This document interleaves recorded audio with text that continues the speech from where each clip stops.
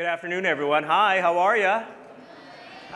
I'm Roswell Encina. I'm the Chief Communications Officer for the Library of Congress. I know it's a highfalutin title. You don't care about that. The one thing we care about is this book, right? Raise your hands if you read this book once. Ooh. Read it if you read it twice. Raise your hand if you read it 3 times. So I'm just like all of you. So I know you're not here to listen to me, so please welcome to the 2019 Library of Congress National Book Festival, RJ Palacio. Thank you. Thank you. Hi, guys. So, RJ, I was telling you yesterday that when I told my friends that I was going to be talking to you, I had to speak to some of your toughest critics. Mm-hmm. One of them is 10-year-old Jet from Minneapolis, Minnesota. He said about Wonder, it's an awesome book, and I want all my friends to read it. 11-year-old Sophie from Baltimore said, this book has really changed my whole perspective on people with disabilities or people with deformities, and it has largely affected the way I view and treat people. Thank you, RJ Palacio. Oh, that's wonderful. How do you feel about when you hear things, especially from kids? You know, when I get these emails that make me cry all the time because, you know, when you've been able to impact or inspire, or your words or your book has been able to inspire kids to want to be kinder to one another, you know, I don't even know how to respond to that almost. It just makes me want to cry all the time. It's amazing. And then I was reading that many schools have added Wonder to their book list, and even, you know, Julia Roberts, who was kind of the big proponent to turn Wonder into a movie, even said that, I bought Wonder and I could not put it down.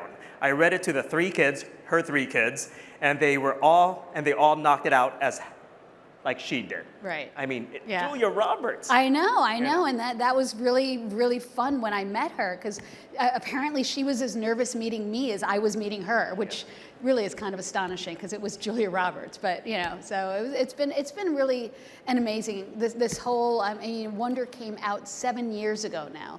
And the fact that it is still so relevant and that people are still talking about it and that I'm still speaking to people about it is very humbling. It's the only thing the only word I can use, really. It's amazing. For the people who don't know, what made you write this book and why did you have to write it? You know, I had a very brief encounter with a little girl who had a very significant facial craniofacial difference. She looked very much the way I describe Auggie as looking in the book. And my younger son, who was only about 3 at the time, he started to cry when he saw her because he got a little scared. And that just got me thinking about what it must be like to face a world every day that doesn't really know how to face you back, you know? And anyway, I started writing that very night. It was just you know, I just thought, there's a book here, and I started writing. Now, the book deals with a lot of, I mean, serious and even tough subjects, especially for kids, you know, from acceptance to betrayal, from bullying to friendships, from overcoming challenges to family relationships. But as you mentioned, the core essence of this book is kindness. Right. Why did you focus on kindness? I feel like it's one of the traits, I hate to say, that we tend to ignore or take for granted. It's funny because when, I know as a parent, when the kids are really little, you know, the sandbox rules are kind of like, as parents, we're always like, you know, say please and say thank you and be nice and be kind. And we emphasize that with our very, very young kids.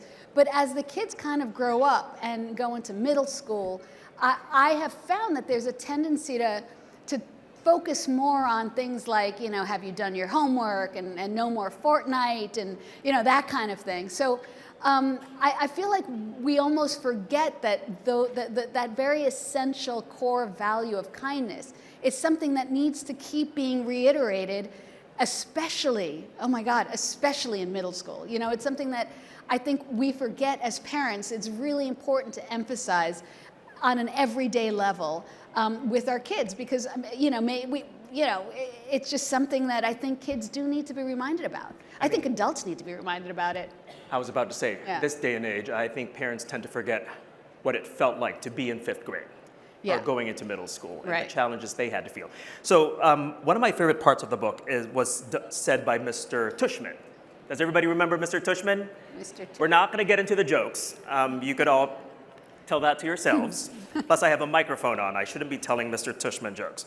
But he did say during the graduation, and it's my favorite part, he says, "Shall we make a new rule of life, always to try to be a little kinder than is necessary?" Then he said later, it's such a simple thing, kindness, such a simple thing. A new word of encouragement given when needed, an act of friendship, a passing smile. It's so true.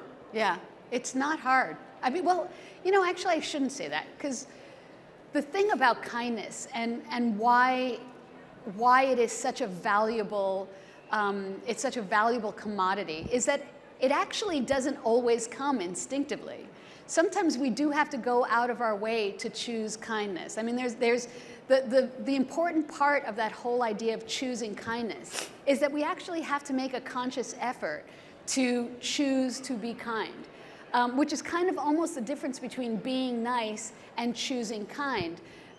It's one step further, and sometimes it's hard. I find myself, someone cuts me off in traffic, your first instinct is not necessarily to be kind.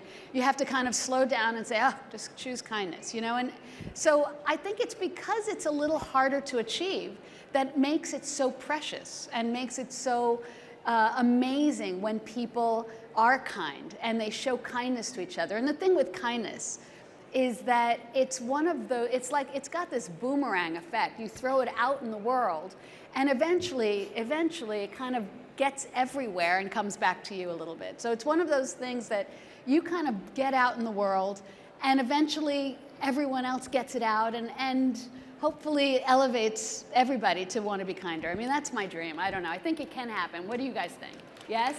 Certainly, I have to tell you, and this is honestly from the bottom of my heart, I have no doubt that this generation will do that. I absolutely believe in you guys so much. I go around schools all over the country, and I so believe that this generation is like really woke to kindness. So I love that you guys are going to be leading the world someday. So just keep it up.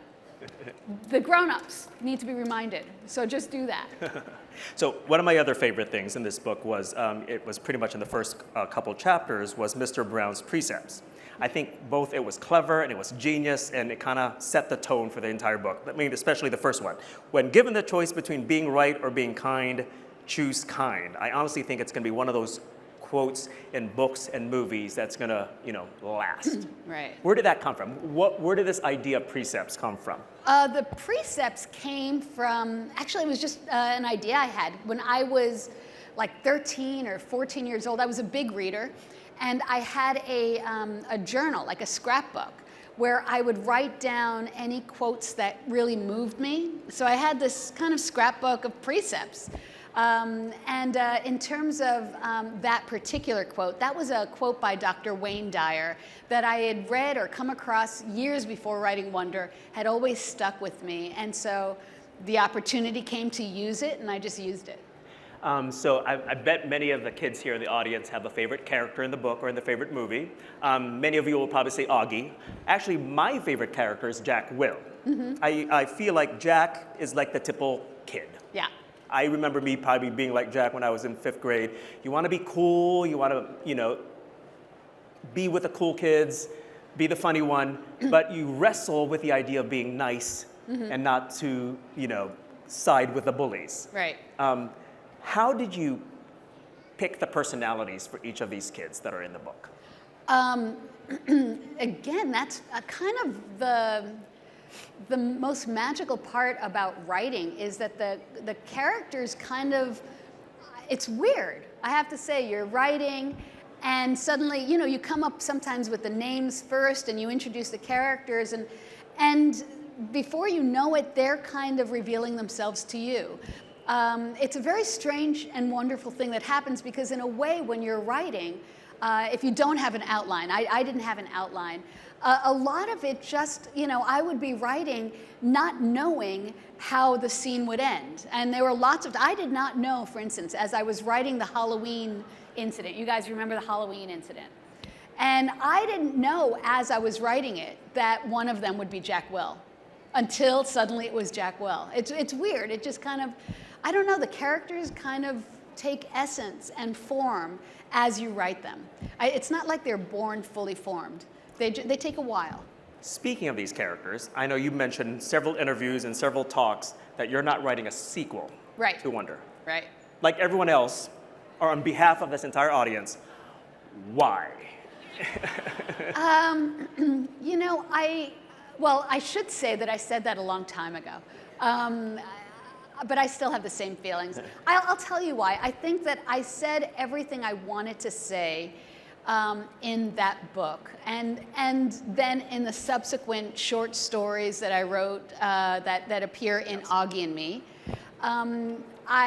Because I didn't want to include the Julian chapter in Wonder, because I felt in a way that Julian's story did not belong in Wonder. It belonged in its own book.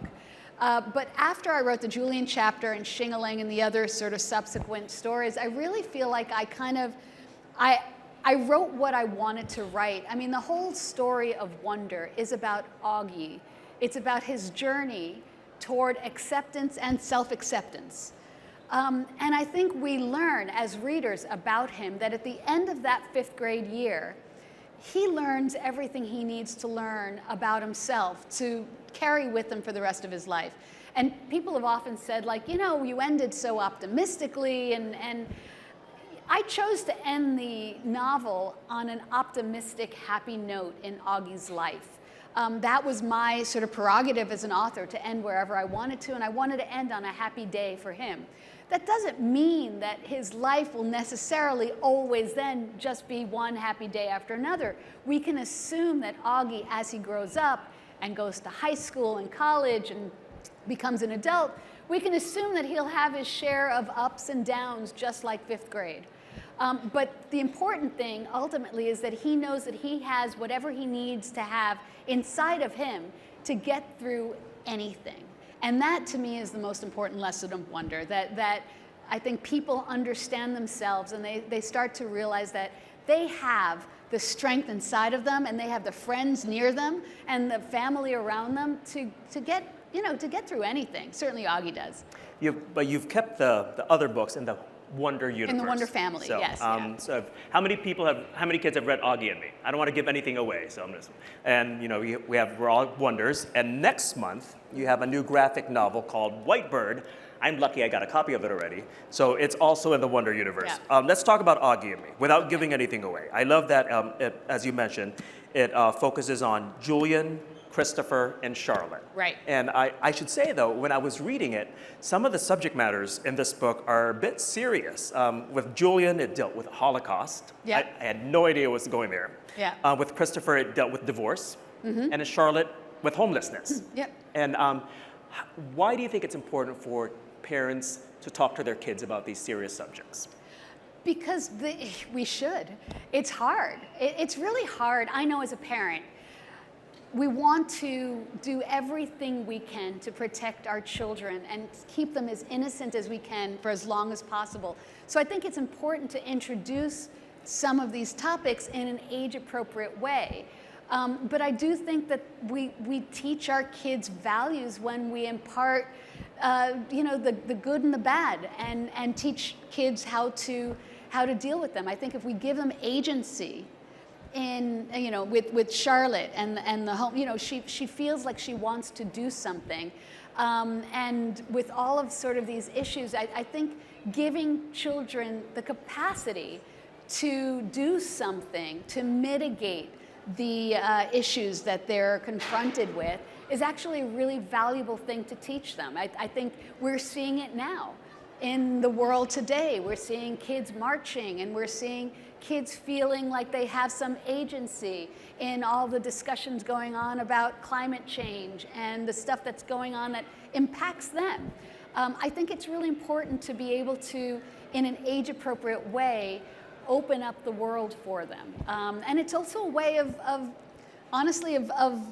deciding what information they can have too. I mean, because if they don't hear it from you as parents, they're going to hear it from someone. So it's almost better, I think, to be able to impart these things in a way that you can control a little bit. So that with Whitebird, Yes. the graphic novel, it's all about a little girl who is Jewish who goes into hiding in France when the Nazis have marched in. So, I think it's an age-appropriate way to deal with these themes, and that's what I wanted to do, basically. Speaking of Whitebird Yeah. and Auggie and Me, Julian's story focuses a lot on what happens to Whitebird. Right. After reading Auggie and Me, after watching Wonder and reading Wonder, we didn't like Julian, honestly. He was a major jerk towards Jack and Auggie. Why do you think it was important for us to see his side of the story afterwards, and what happened to Julian, and kind of give him a redeeming ending? I think it's really important to remember, especially with children, one mistake doesn't define you. One, if you make a mistake, if you regret it, if you try better, I think you have a shot at redemption, especially with children.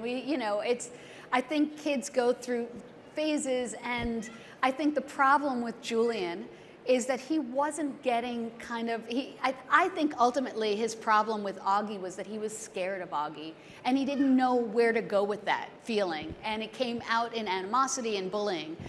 He certainly wasn't getting the support and understanding he needed from his parents, who were so blindly willing to go along with his caprices. So I think... And it took his grandmother. And it took his grandmother to be able to finally kind of get through to him. And so it is a redemptive arc. And I wanted to show kids that one mistake doesn't define you. One bad thing doesn't make you bad. It just means you made a mistake and you can move on.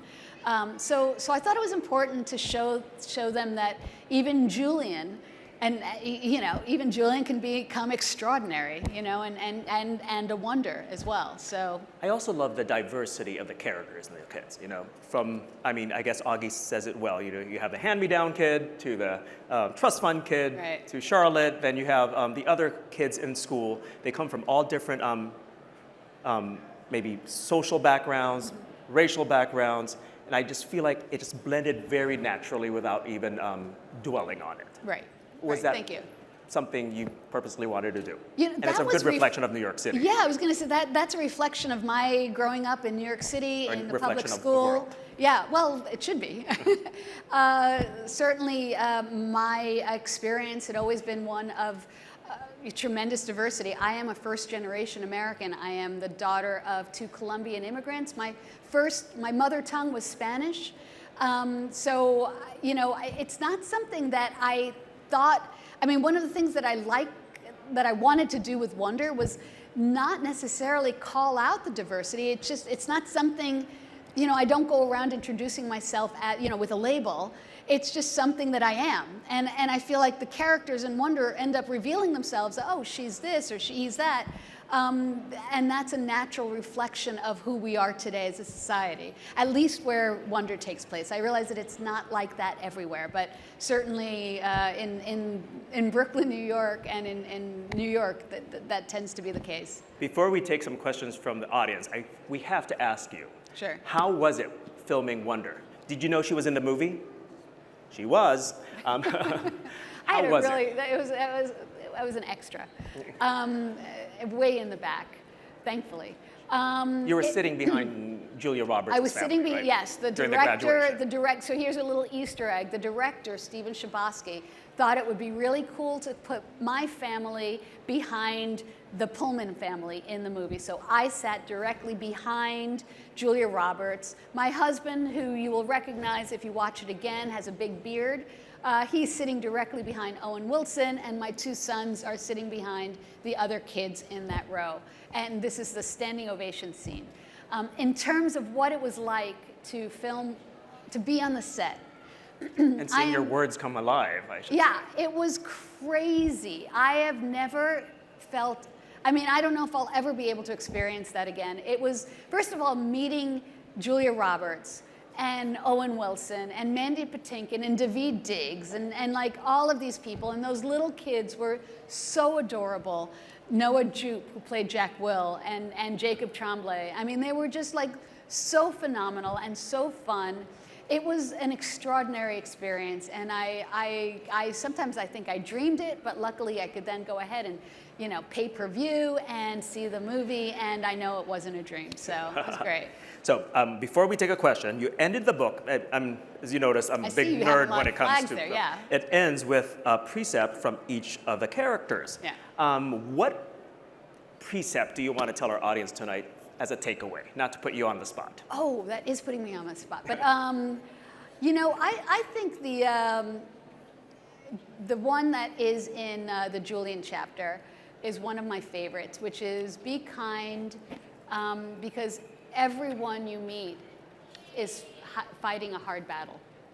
And what I like about that is that you never really know what's going on with someone else, right? You don't know what other people are going through.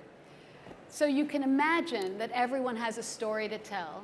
And I think when we remember that, it gives us a little bit more compassion, just generally, because we understand that, you know, the world doesn't revolve around us.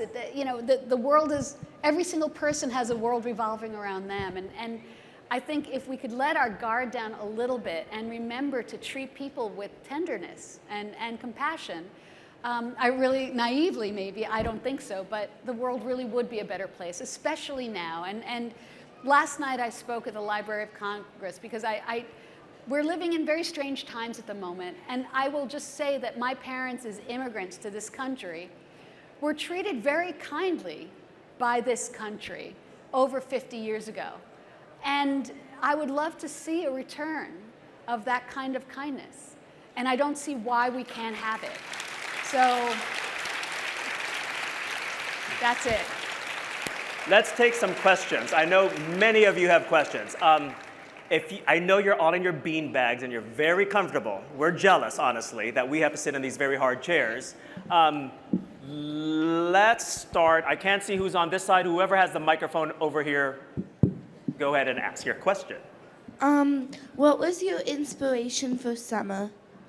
Oh, well, it's funny you should ask about summer, because almost all the other characters were inspired usually by a mashup of different kids that I knew or people that I've known. But Summer was actually inspired by a little girl I knew named Summer, who was like the nicest, sweetest little girl I'd ever known. She's absolutely like one of those amazing kids that just I always remembered, and I named my character for her. Thank you. Thank you. We'll go to, I like your t-shirt. Thank you. Were you intending to put these harder topics in your book to expose more children to them?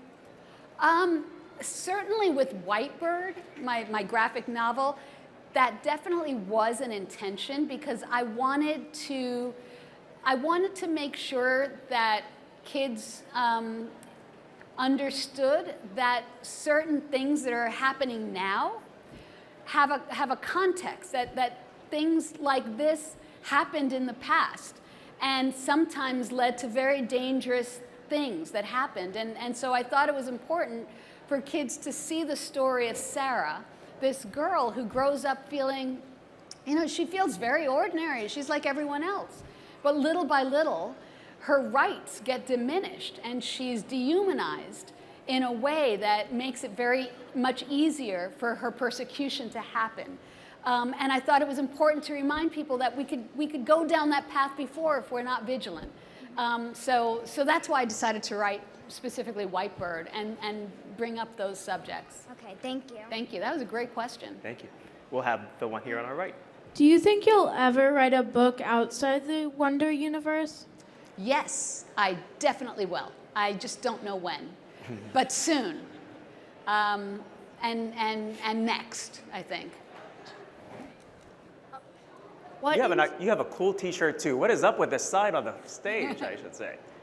Or what inspired you to make Jack Will?